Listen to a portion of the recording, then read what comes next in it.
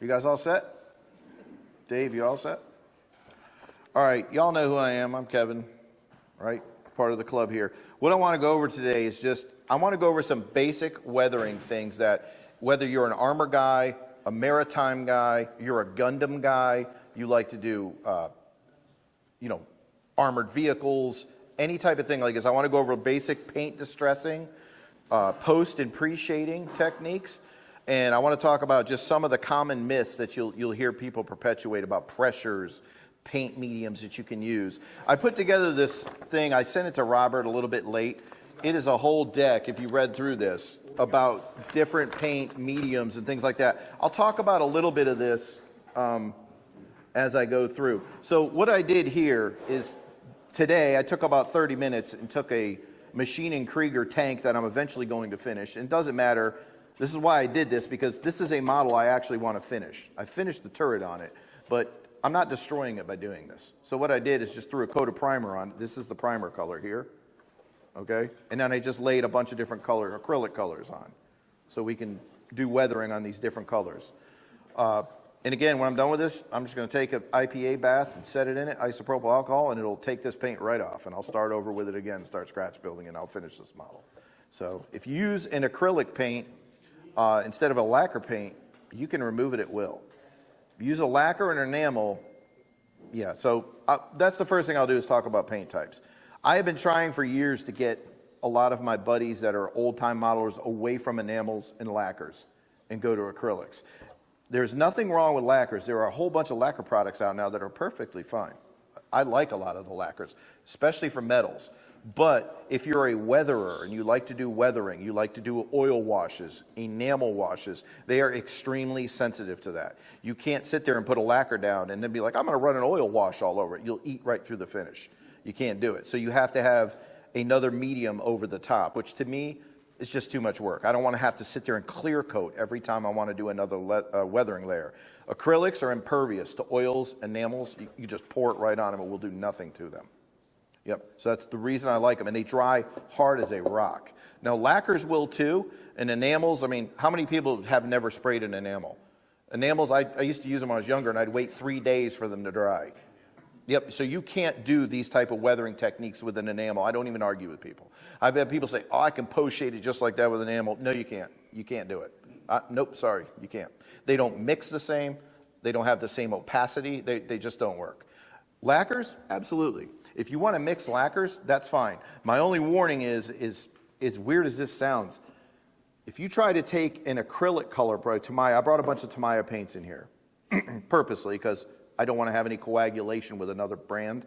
If you try to mix a Vallejo acrylic with a Tamiya acrylic or a MIG acrylic, it will turn into this jello. I don't understand why they're all acrylics. They must have a different carrier inside of them. That's probably the reason. So my recommendation is if you're going to thin a paint, use the manufacturer's recommended thinner. It just avoids problems. I use isopropyl. Now this little thing here, Tamiya, that's not Tamiya X20. This bottle's like 10 years old. That's isopropyl alcohol. That's what this is, X20. It'll thin almost any acrylic just fine. Water will work really well too. It's just a matter of experimenting. I don't do ratios. I don't do all this crazy alchemy. I just go by my eye and by whether I feel it spraying correctly. You know something's spraying correctly if it's laying on and drying fairly quickly while you're watching it. If it goes on and looks like fruity pebbles all over the place, it's either too wet or too dry. A lot of times you feel a scaly surface after you've airbrushed. It's because the paint's atomizing and drying on contact, which is a common issue. I see it on finishes at model shows. You look at it, it looks like sandpaper, and you could tell that he was either holding it too far back or the mix was incorrect when you sprayed it. It should be a smooth finish. And you guys just look at this real quick. I didn't do anything fantastic with that today. It took me like 15 minutes to mask off stuff and spray colors. Is that the orange peel effect? Or is that something else? No, but you can get an orange peel effect purposely. You can make one, and it's a good weathering technique if you want to put a surface detail on or a layer like a textured layer. Yeah, you can do that purposely too. You could spatter purposely and make spatter with a brush, or you could sit there and make your airbrush spatter to make a detail. What was the primer on this one? The red one? It was an acrylic primer. I can't even remember what it was. Just a red primer. What it was a Vallejo Armor Brown primer. Vallejo makes a whole series of primers, and they make their standard paints. Like, these are little Vallejo bottles. They make a whole bunch of different stuff. I brought a couple products with me today, too, that I'm going to show you guys how to use real quick. This is a chipping medium. Are you guys familiar with a chipping medium? Okay, a chipping medium goes down, and then paint goes over the top of it. And when you wet it again, it goes below and activates the chipping medium and allows it to start eroding the paint away, and you can control the chipping effect, and you get the surface color comes back up. You can also use a sponge technique, which I prefer because it's quick, and you can repeat it. This goes on, and when you use it, it goes on. It's like a rubber product. So when you put it down, if I rub it in my fingers like this, look, it's already starting to peel up. So it dries extremely quickly. So I can apply this, put paint over the top, and I'll show you guys that in a second, and then just rub it right off, and I can put another color down and put the chipping and go right back at it. You could do this extremely quickly. Yep, thank you. All right, so I'll start off with some of the colors. Now, you guys have heard of post-shading and pre-shading, right? This here would be an example of pre-shading. So this is just a base color, and I put a dark, quick trace with an airbrush and did some streaking just in areas that I want to see once I put a layer on top, what we call a filter, which is a much less opaque than the original colors are. It's the same thing with this yellow right here. So what I'll do is I'll start with this white. I'll just take a little bit of white in the airbrush, and I'm going to make it extremely thin, and what I'm making is I'm creating a filter. This is not a base coat where I would put a straight color on. So I'm not trying to cover this. I'm trying to get it to a point where I feel I can see the work through it. Now, I will say this in full admission. I am not a huge pre-shading guy. Pre-shading has its applications. That's why I did some on this. One of the things I will tell you is that pre-shading is extremely difficult to get exactly what you're looking for. In other words, you can go too far with pre-shading. You will sit there and, Mike, you did your F14 pre-shaded. So you can go from, oh, it looks really good, to holy shit, it just disappeared. Yeah, that happens extremely quickly. It'll happen just like this. You'll be like, one more layer, oh, it's gone, I can't even see it now. So that is one of the reasons I like doing post-shading, where I'm doing the shading after the color is down, because I can control it a lot better. But again, pre-shading can be really effective. One of the places pre-shading works really well, I hate to say this as an aircraft reference, I know not all you guys are aircraft guys. You guys have seen modern airplanes where they have a radome on the front, right? And a lot of times it'll be a little bit different color. The Navy used that weird orange color on the front of the F-18s. It's fantastic if you want to make weathering, like chipping on that. You can do a pre-shade on light colors, like a white nose cone on an aircraft. It tends to actually work a little bit better than doing a darker color. All right, so, and by the way, I'm using a single action airbrush tonight. I didn't bring a dual action airbrush. The reason I didn't is I try to dispel the myth that you need to have a dual action airbrush in order to do detail work, or you don't. You don't. Yep, he sure did. Yep. All right, so we got a little Ben Gunther. He was a fantastic builder. You remember Ben? Yeah, Ben was fantastic. Good, really great builder. Yep, he was an excellent guy.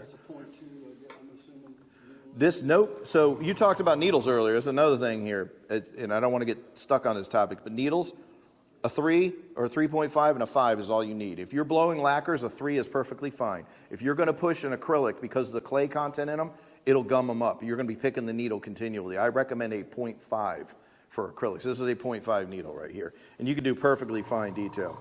So if we look at this thing here and I start to peck away at this thing, what I'm going to do is I'm going to just start very lightly covering this. And I can show you guys, I'll turn this towards you guys. So what I'm trying to do here is I'm just applying, this is a filter layer. See how light it's going on? It's not really covering this detail very much, but it's eventually going to cover it enough that I'm going to start getting the effect I'm looking for. What I'm looking for is to give this more of a shadow effect. So if I sit here and follow along these edges right here, now I'm starting to blend this away. This is white I'm using over the top. It's very thin. Yep, and you can see I'll start hitting these little streaky marks, trying to blend them in.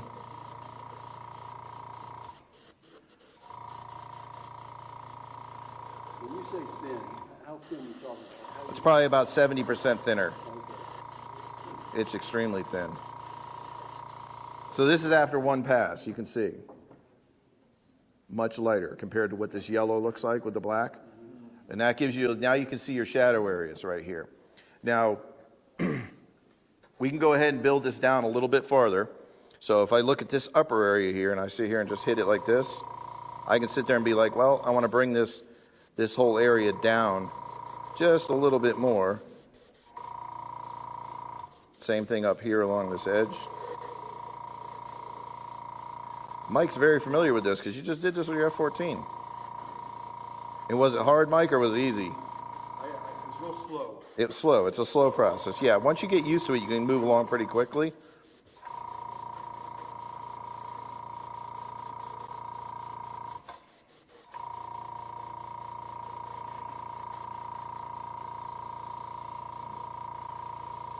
And you guys see the change in the tone? See how it's getting much lighter? The highlights are much more subdued now. This would be more akin to what you'd be looking for a finish. To me, that's still maybe just a tad bit dark if I'm going with white. But again, that's an idea of what post-shading does versus pre-shading. This is a pre-shading with a filter on top of it. The idea when you airbrush is if you're going to put down just a base color, obviously you're going to use the paint 40% thin, whatever your recipe is. I do it by eye. And you're going to want opacity. You want color on the first pass. You don't want to put 18 passes down to make a color run. Like these are done, this is like one pass right here, just back and forth twice and it's green. So that would be a base color. Now if I'm going to do some post shading, it's going to be much lighter than that. Because if you try to run full color, it's going to look too stark. It's either going to look too light or too dark. So you're going to want to blend it in. And then we'll do is one more time here. I'll give this a little bit more paint, and we'll just go ahead one more time and filter this down a lot more this time. And you'll see just how far we can carry the effect through this paint still.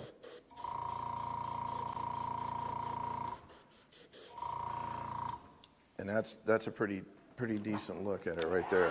Another thing, acrylic paints, a hair dryer. I sit there and hit this thing for about 5 seconds, and that's completely dry. You guys can take a look at that up close, and you can still see that shadow effect through the white. So if you use alcohol, will that dry? You're not going to hurt it if you drop it, dude. Huh? If you use alcohol to finish it dries faster, would it dry faster? It's just because it's acrylic. If you hit it with a hair dryer, it doesn't matter what carrier you're using. So another thing with Tamayas, which is, it's weird until you think about it. These acrylics will cut perfect with lacquer thinner too. Yep. The Tamayas you'll cut a hairline if you thin them with lacquer thinner. You've done that, right, Mike? Yes. Yes. It works fantastic. Now, a lot of people say, well, why doesn't it coagulate these? It's because this burns off when you spray it. It's only the carrier agent for the paint. So once it hits it, it burns right off. Same with the alcohol, like you just mentioned with the alcohol. It's the exact same thing. Yeah. What about improving the adhesion of the paint, like with acrylic paint on the... So you will not have any problem with paint adhesion as long as there's two rules: a clean model surface and a good primer coat. Now, some paints are primer and paint in one. Vallejo makes a primer and paint combination. That's fine. But if you have a surface that has some type of an adhesive quality, in other words, you've sanded it smooth with like a 600 grit, that's enough to hold an acrylic paint on it. It doesn't need an undercoat. But I recommend putting a primer coat down most of the time, because I use a primer coat a lot of times as a shadow coat. And I'll give you an example. If I paint a figure, I will always prime it black because I want the shadow qualities. I'll take a light color, like if his uniform is a gray, I'll spray him gray from up above real lightly to give that shadow tones, then I'll start painting it with a brush.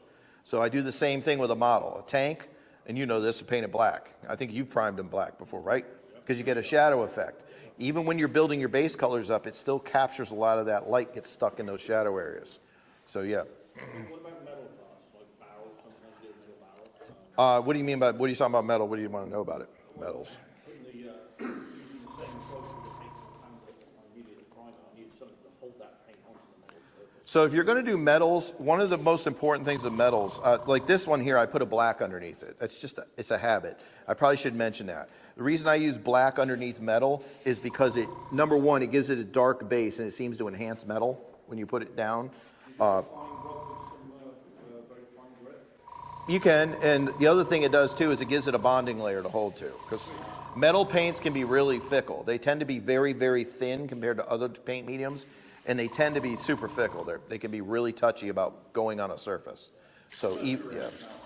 Painting a metal substrate, painting on those.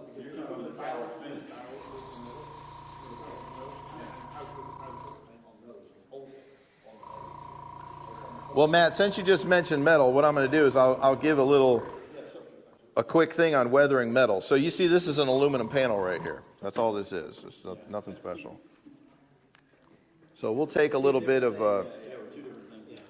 now I'm going to use something here. We'll use this on some of these colors too. I'm going to show you the beauty of this versus this. So first thing I'll do as a chipping medium is I'll just throw a little bit on here, and I'll get rid of that white first. And I'll take the... let me get my soft brush.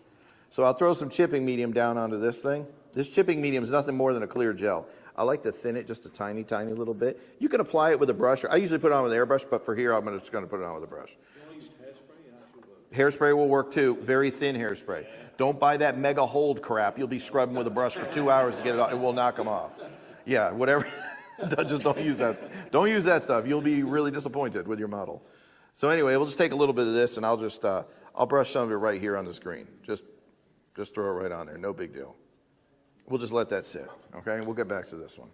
This is a chipping technique that we're going to use, but this is a applied base coat that's going to be eradicated by water. I'm going to show you another way of doing it that's much, much quicker. This is my preferred method of doing chipping. So we'll do it on this aluminum here. Now we'll just take a little bit of a sponge here. It doesn't matter. It doesn't have to be anything great. Again, I'm going to rush this. I'm not trying to be perfect here. We're going to put a little bit of this chipping medium down here. It's not chipping medium. This is actually a masking fluid. And what we're going to do is I'll sit here. What we'll do is we'll dirty up this aluminum a little bit. So I'm just going to sit here and just randomly throw this medium down like this. Just put it on. You can see it on the surface right here. It just looks a little pebbly on the surface. And this will dry super fast. Just to show you how fast this will dry, if I hit this with a hairdryer, you can see it's already turned dark green. It's already dry. It's almost like you remember the old rubber cement? You sit there and turn it into a ball. This is the same thing. When you peel it off a canopy, it'll turn into a rubber ball and bounce. I use that. Yes, it's pretty cool stuff. So anyway, now what I'm going to do is take a lacquer here. Sorry guys, it might smell just a tiny bit. I don't like to use lacquers, but I brought one. This is a product I want to share with you guys. How many of you guys actually have gone as far as taking your models and you trace panel lines with like a light filter to give a highlight? You know what I'm talking about on a model? This product right here, I'm not endorsed by these guys, but I've written them letters telling them their product's ridiculously good. This is made by MRP. It's Mr. Paint. They're called Mr. Paint now. It is a lacquer. This lacquer here is about 99% lacquer thinner with a slight tint of what I believe is an amber or a sepia color in it. And it is perfect for almost every military application, from a ship to a submarine, for bringing out very subtle highlights. Like I can make a pass, and I'll show you with this. One pass, and you'll be like, oh, and it'll be like, wait, where'd it go? And you can keep building it up. It's not real opaque. Have you guys ever seen a product by Tamiya called Smoke? Don't use it. That is way too dark. You can thin the crap out of it, and it's still too dark. I see guys that will trace their panel lines with that stuff, and it's just way, way too dark. Way too dark. So you want a product like this that you can sit there and build up slowly. And I'll show you right here. I'll take this airbrush, and I'll just throw a little bit of this stuff in here. And because it's a very light filter, and you can actually see when I get it to come out of the brush. See how it's very light? See the color on this napkin? So what I'll do is, in no particular carefulness, I'm just going to sit here with this, and I'm going to make a couple passes like this with it. And I don't know if you can see that or not. It's looking a little dirty. It's not as shiny as it was. This is a flat also, which is important. This is not a gloss. So we'll hit it one more time to give it a little more exaggeration.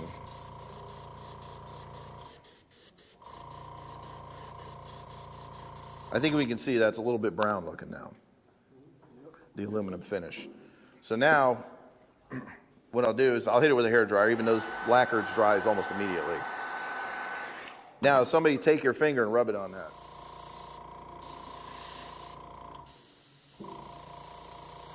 And again, I'm going to exaggerate it so that you can see it. Now you can see underneath that panel. See that darker line, that shade line? If you use this on an aircraft or a ship and you trace seam lines with it, it looks fantastic. It gives you that almost a dimension, like it's popped out, the seam is, or something along that line. Another thing you can do with it real well, too, is you can take this product like around any of these little access hatches like this. See, I can build a shadow area around these hatches.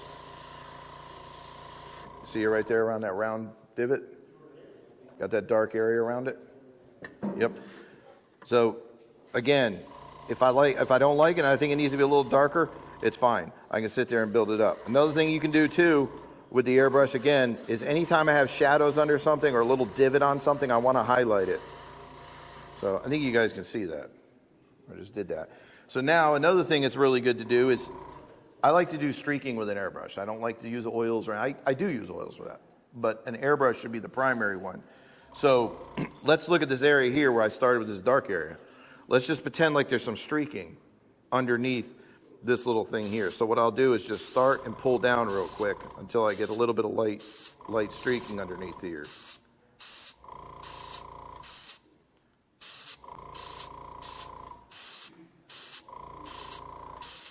So what we're doing is making it look like condensation built up and maybe ran underneath. You guys can take a look at that real quick.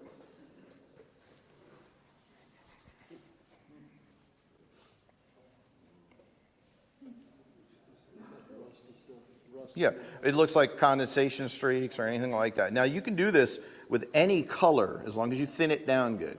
Because you do not want it to go on like a green streak. You want it to look like it's a hint of green when it goes on there, which means you may have to build the layers up over time.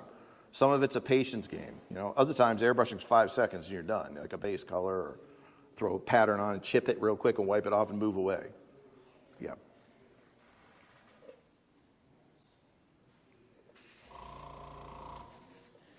All right, so we see that. Now let's do a little bit of, let's talk about maybe up here. So I'll show you this one more time with this thing. So let's go ahead and shade this area up here.